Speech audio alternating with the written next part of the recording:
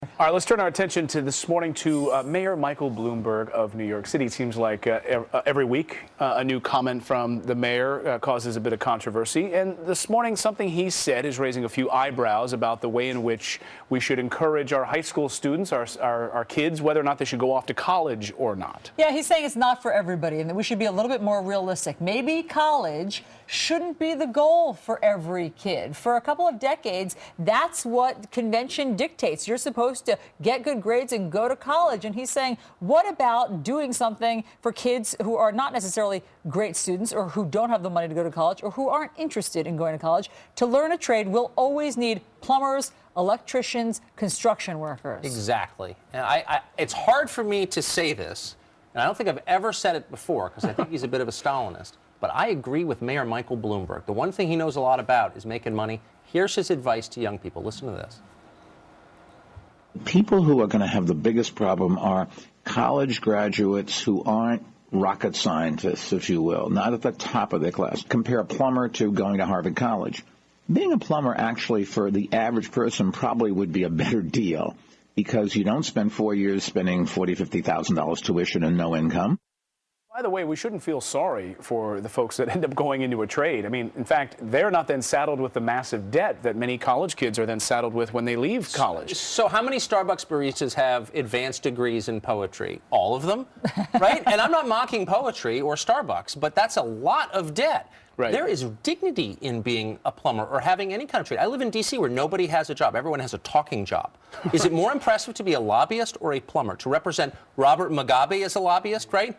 Right. Or to fix the leak in my basement? Well, but by the way, it's dignified. But there's more than just dignity to being a plumber. You make a lot of money. Exactly. An electrician, a plumber, I call these guys constantly. They're always, I mean, we need them. They're recession-proof. Yeah. These are things, and by the way, furthermore, there's a study of Salary.com shows that these are also growth industries, that over the next decade, there will be a 26% more demand. These are things that we should possibly be encouraging. So indoor plumbing is here to stay. That's your prediction? Yeah, we're not getting rid of it. I'm going to go out on a limb with that. Except maybe up in your cabin with outhouses. But I will say that this, I mean, because you talk about the recession proof, sure enough, even an entry-level plumbing job, when you look at the statistics, the median is about $48,000 for an entry level. And electricians can go upwards of $100,000 a year. No college debt as a result of it.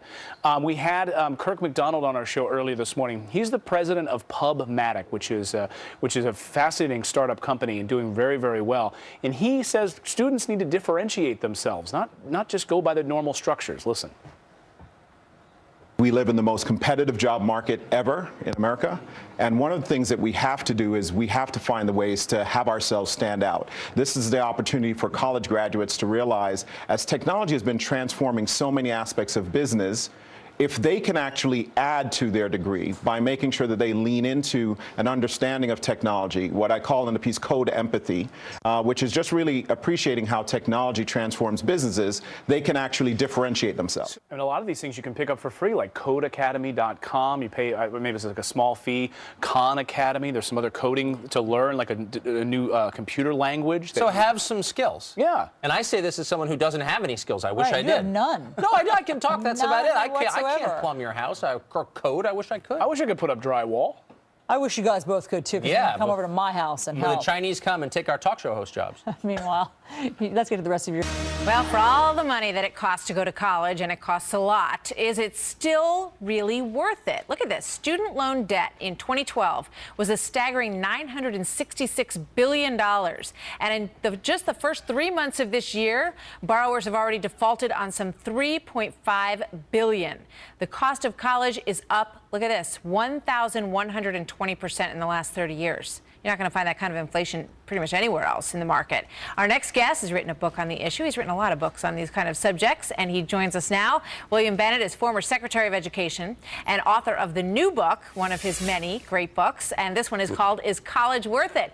Bill, good to have you here. Welcome. Thank you very much. Thank you, Martha. Boy, you know, as somebody who's getting ready to do this about a year and a half from now, it's a good question. What did you find? Is college worth it? It all depends. For some people it is, about a third to 40% we think, but for most people it may not be, probably is not.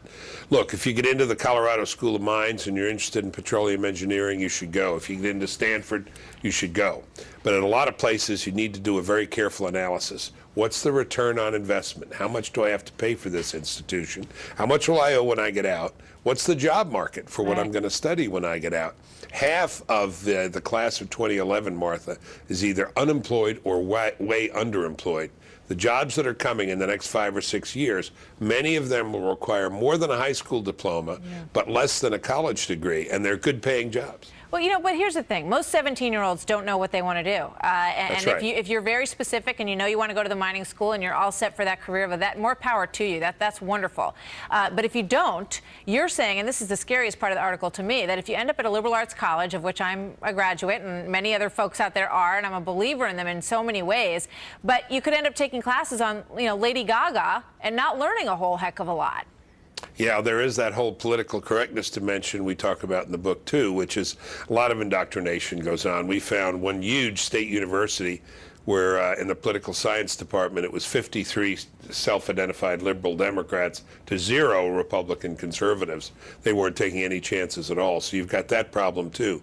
Whether you look at it in terms of the political dimension, the return on investment, or the old-fashioned argument, Martha, which you're making, which I believed in and I still do. I was a philosophy major at a liberal arts college, that the purpose of college is to save your soul and enlarge your mind. On any of those criteria, a lot of colleges just don't meet it. So what we do in the book is try to individualize the advice. We talk about different situations, what you should look for, the questions you should ask. The colleges need to be more honest about what the charges are, what the costs are, what your prospects for a job are, and how much money they're charging. You also talk a little bit about the culture at schools today, and that's something we've been looking into here as well. What are your thoughts on that, Bill?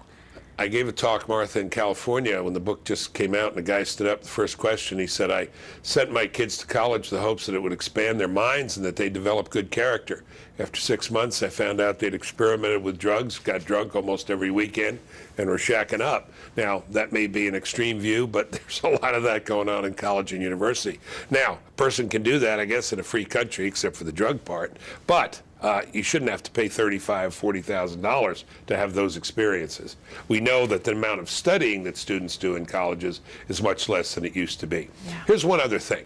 You don't have to say, well, I'll go to college or I'll do nothing. You can join the military.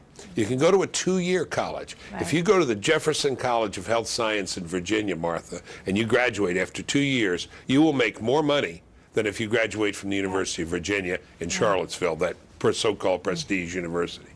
It's a really smart thing to write about. I'm glad you did, and to think about, because a lot of money is going into college educations, and you're right. For some people, that 2-year degree or some other variation of it is exactly what they need. Bill Bennett, thank you so much for being with us. You're very welcome. I'll be available for advice in a year and a half. I'll be calling you. Thank you. All right.